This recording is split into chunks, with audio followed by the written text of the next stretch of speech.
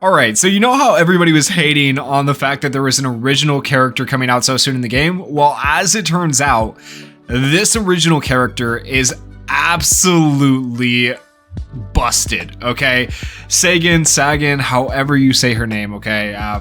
Sorry if I'm pronouncing that wrong. I'm gonna say SAGAN though, SAGAN Shinomiya is absolutely insane. One of the best characters, if not the best character in the game, just like support wise and defense wise. Definitely the best defense character, but like when you're comparing her to like Reno or Kaiju number 8 or Gen or those characters, it's like they all kind of do different things. So I definitely put her in the same tier as those characters I just mentioned. She's very, very good. So you guys should have been pulling for her. If you haven't yet, you still have time. So make sure you pull for her because she is going to carry you through so much content coming up. I can guarantee it.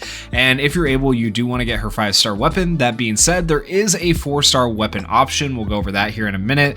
And then we'll also talk about what Uniparts you want to equip on her, whether or not you should ascend her to dupe 1, dupe 2, dupe 6, so on and so forth, what skills you want to upgrade first for her, and then what team she could potentially fit on for you. Okay, so starting with the weapon, the best weapon, bar none, is the banner weapon, SH Lugnil. That's how I'm going to say it. It may not be accurate, but that's how I'm going to say it.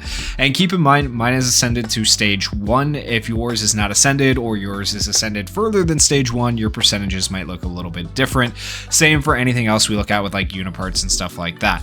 So the defense for this particular weapon, or this particular weapon rather I should say, is going to give you defense. Right now mine is giving me 37.4%. After the equipped unit activates combat skill, applies crit rate, plus 19.8% for 2 turns to the equipped unit or to self. That's going to be good because whenever you activate your combat skill, you then have a chance to be targeted because it's going to draw aggro, right? And if you're drawing aggro after you activate your combat skill, then you're going to get hit and you're going to counter. Whenever you counter, you now have a higher chance to hit a crit with that counter, so that means more damage for you. So this is actually really, really good. And then after the equipped unit receives an attack, applies fire damage dealt plus 3.3% to the equipped unit. So whenever you get attacked as SAGAN as well, you're applying fire dots or damage over time to the enemy. So it's going to increase the amount of damage that you're doing to the enemy as well with a max of 5 stacks. So this is an insanely good weapon. You really want this to like maximize this character's potential. Even at dupe 1 for the character, as long as you have this weapon, it makes this character phenomenal. And then as for the 4-star option, I don't know why, but the images aren't loading in. I don't know if that's just for me or if it's like for everybody. If it is for everybody, hopefully they'll patch it soon or maybe give us a little bit of compensation, or maybe it's just my game. I don't know.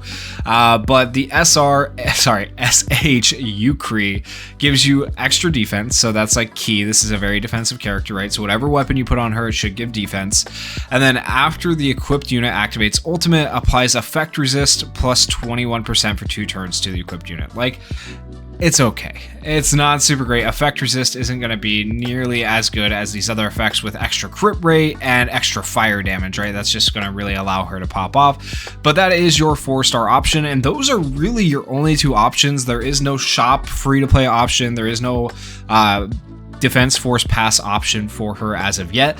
Maybe next season we'll see something like that come out, but for right now, those are your 2 options. So go with whichever one is more available to you. There is obviously the heavy duty shield option if you have nothing else, but essentially just equip your rarest item and you're all set. Now, as for the Uniparts, right, you're going to want the bovine set because the bovine set is going to give you damage taken reduction. Once again, percentages can vary. Mine is 12.8% damage taken reduction.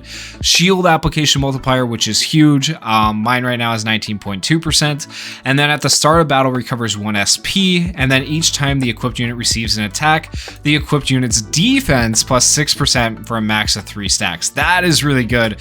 Getting extra defense every time you get attacked because you are drawing aggro. So you're going to stack up that defense so quickly, and that's going to be really, really good for you. Now, as for the individual pieces that you want to go for, you want this probably ideally to say something like defense, not attack, because her damage is based off her defense. So that's what you want to go for stat-wise, is defense on this particular piece. And then for the chest piece, Ultimate gauge charge rate is completely fine, crit rate's fine, but basically just 5-star whatever you can get for that. And then for legs, you could go for either speed or you could go for like an additional amplification of damage. Fire damage, I thought in this case was spectacular to get for her. If I could have this in a 5-star version, I'd be all set. So that's kind of what you're looking for there in terms of Unipart pieces and the overall set that you want to go for. And now for Ascension, is it actually worth pulling until you're able to get her to dupe 6? In my case, absolutely not. If you don't know why, go watch my summon video, you'll understand.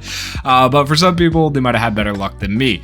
So for dupe 1, before activating the ultimate, applies crit damage plus 30% for 2 turns to all allies. Just even getting her to dupe 1 is freaking insane. That is so good. Highly recommend getting her to dupe 1 if you're able. And then if you get her to dupe 2, if Inner Flame is at 1 or more stacks after turn arrives, randomly removes one of this unit's debuffs. That's kind of meh in my opinion. It makes her a little bit more self-sufficient, but I don't think it's necessary, at least with the content that's available in the game right now. The dupe 3 is always the same for pretty much everybody. So normal attack and combat skill level +2 and max level +2. At dupe 4, this is where I would say you go for. So it's either you go for dupe 1 or dupe 4, okay, with this character. If you get to either of those places, you are good. Ideally though, dupe 4 is like the perfect place to be. Dupe 6 is okay, like we'll get there, but dupe 4 is really, really good because by then you have dupe 1 and the effect of dupe 1 and the effect of dupe 4, and it's so good. So anyways, Smoldering Fate, turn duration of taunt +1. That is huge. It takes your taunt from a 2-turn taunt to a 3-turn taunt on all enemy kaiju. That is broken. And then when attacking a kaiju in taunt state, this unit's crit rate gets increased by 15% as well. So you couple that with the weapons crit rate, and every time you get attacked by a kaiju, you're going to have extra crit rate for that counter, right? So this is a really good thing to have on her as well. And then for dupe 5, you're going to get your ultimate, your passive, and your follow-up skill level +2 and max level +2. That's pretty par for the course. And then dupe 6, after activating ultimate, applies a shield for 2 turns equal to 20% of this unit's defense to all allies. So she does have the ability to buff allies' attack. Now she's also going to have the ability, once you get her to dupe 6, to buff their defense as well. So really good support character, becomes a much like an even better support character at dupe 6. I don't think it's necessary though to have that extra defense on allies because she is drawing aggro. It's nice, but it's not super necessary unless you have a kaiju that's doing like AoE attacks, right? So that's kind of where we're at. I would go for either dupe 1 or dupe 4 Ascension wise on this character, unless you want to go really crazy and just go for the extra defense on dupe 6. Now, as for skills, we'll start with the additional passive skills, then we'll talk about which of these skills you want to be upgrading first and why. So if you get to level 40, if incapacitated, recovers this unit's HP equal to 25% of max HP and resurrects, can be activated 1 time per battle. You absolutely want this. Definitely want to get this character to level 40. And it's crazy that they put this as the first passive and not the last one, because that's so good. And then for the level 61 signal for counterattack, after countering, has an 80% base chance to apply burn for 2 turns to the target. This is great. And burn after turn arrives takes fire damage over time equal to 100% of a player's attack. The only unfortunate part about the burn in this particular case for her kit is you're not going to be maxing her attack stat. You're going to be maxing her defense stat. Unless you, I mean, I guess you could do a really weird build and max her, like do attack Unipart set and whatever, just so you can maximize your fire damage, but it's not going to work as well as the defense build. It's just not a very good build. And then at level 80, after activating ultimate, recovers this unit's HP equal to 5% of max HP. Once again, becomes a little bit more self-sufficient. I don't think this is that crazy. So like you do want her higher level to level 80 eventually, like level 90, level 100, but just like in terms of trying to get passives for early game, like just even getting her to level 40 is huge. That passive is so good. Now as for the normal skill, so the normal skill is called Shield Bash. It deals blunt and fire damage equal to 34% of this unit's defense to a single kaiju. So this is good because you're building her for defense, right? And you have 2 types of damage. You have blunt damage and fire damage. This is the only defender so far with 2 types of shield breaks, so this is going to be really good. Proclamation of Battle is her combat skill. Insanely good. And so what this does is it has a 100% base chance to apply taunt for 2 turns to all kaiju. applies a shield for 2 turns equal to 10% of this unit's defense plus 70 to this unit. Now, I am at currently level 4, so that percentage may vary for you depending on what level you have your skill at right now. The ultimate is going to be an AoE attack, which can be an insane nuke if you think about it. So before attacking, applies defense plus 18% to this unit. And then this is really nice, applies attack plus 11.5% to all allies for 2 turns. So not only are we giving ourselves more tankability and doing damage to the enemy, we're also buffing our allies. We're doing 3 separate things, which is really good. And then deals blunt and fire damage equal to 76% of this unit's defense to all Kaiju. So once again, this particular skill, the ultimate, the damage for your ultimate is also based off of your defense. Therefore, you definitely want to build this character for defense overall, right? Then the follow-up skill deals blunt and fire damage equal to 77% of this unit's defense to a single Kaiju. Once again, based off your defense, but this is nice for the follow-up skill because it actually does both the blunt and the fire damage, which not all characters are able to do 2 types of plate break on a follow-up skill. So that's actually insanely good. And then the passive skill, Kindling Inner Flame. After receiving an attack, applies 1 stack of Inner Flame to this unit for max of 5 stacks. I'm going to skip this part for a second, go down to the bottom. What is Inner Flame? Inner Flame is this unit's ultimate damage multiplier by 13% and damage dealt plus 3.5%. And once again, these percentages go up as you level up the passive skill. So this is going to allow her to hit even harder with her AoE ultimate. And this is nice because it's a damage multiplier, not an attack multiplier. So it's just your overall base damage, and your damage on your ultimate is based off your defense. So more defense you have, more damage you have, and then that damage gets multiplied with your passive skill. So that's really, really good. And keep in mind that you're going to get shields as well. So you're going to have a bunch of defense and a bunch of shields. You're going to be very, very tanky. Now, as for the rest of the passive, this is a nice part here. Counters the Kaiju that attack this unit and deals blunt and fire damage. So whenever you counter, you're also doing blunt and fire damage. That's crazy. Equal to 36% of this unit's defense to the target. So once again, more defense you have, the more your counter damage is going to be as well. Overall, if you're asking me for upgrade priority, I kind of show it here already, but it's going to be your skill 2 is the most important. The reason skill 2 is the most important, or your combat skill is the most important, is because this is what allows you to draw aggro and sets the rest of the kit up. But more importantly, if you can't survive the whole idea of the kit, which is tanking and taking lots of hits, you're not going to be okay. So yeah, even at level 1, you may be able to draw aggro, but you're not going to have this extra defense. This extra defense is critical to the kit. So if you can get her leveled up quickly, you're going to have extra defense here that's going to, and extra shields that's going to allow you to survive all those hits for everything else to kick in with the counters and the extra damage with the ultimate and stuff like that. So number 1 priority is your combat skill. Number 2 is going to be your passive skill to overall increase your blunt and fire damage for countering and increase your damage for the ultimate, so it increases damage for 2 things. Your 3rd priority is going to be your ultimate.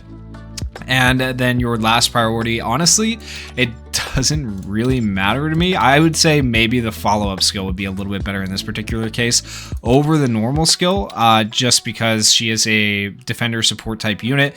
And so a lot of times you might end up having this character attack after your partner character on a follow-up skill. But really, that's up to you for the final which one you want to do first. So once again, just to reiterate, you're going to go for combat skill, then passive skill, then ultimate, and then it does not matter what you do after that. You could do normal attack or follow-up skill, whichever you prefer. And that is pretty much everything you need to know to maximize this character's potential. Now, let me just show you a couple of team ideas. Now, I'm fully aware not everybody is going to have these characters, so I'm going to show you guys at least 2 different teams, 2 ideas, right? But this team is insanely broken. It's basically just taking the best characters in the game and putting them all on one team, right? That's literally what this is. I put Reno, SAGAN, Kaiju number 8, and Gen all on one team. They're all top of the tier list, all very good characters.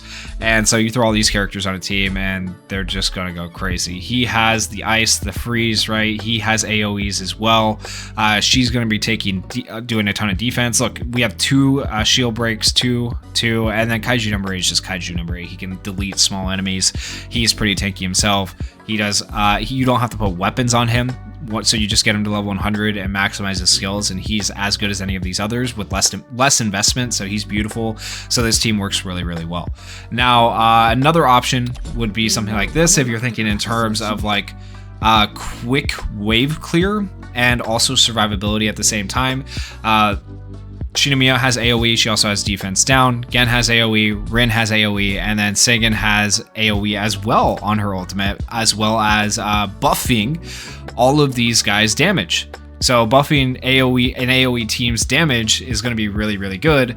And then also defending them, and then also having AoEs yourself. Like, it's just a really solid team, right? So those are kind of like just 2 team ideas for you. Teams don't have to be any one particular way in this game. That's the beauty of this game so far, is that you can run pretty much any team you want and get away with it in most content in the game. There hasn't been anything too challenging so far that requires a very specific type of team. So try different things, do what works for you, but so far I found these teams are a lot of fun to run with her. So down in the comments, let me know what teams you guys are running, and if you enjoyed this video, if you found it at all helpful, please consider going down there, hitting that like button, hitting that subscribe button, and thank you guys so much for watching and supporting the channel. Peace.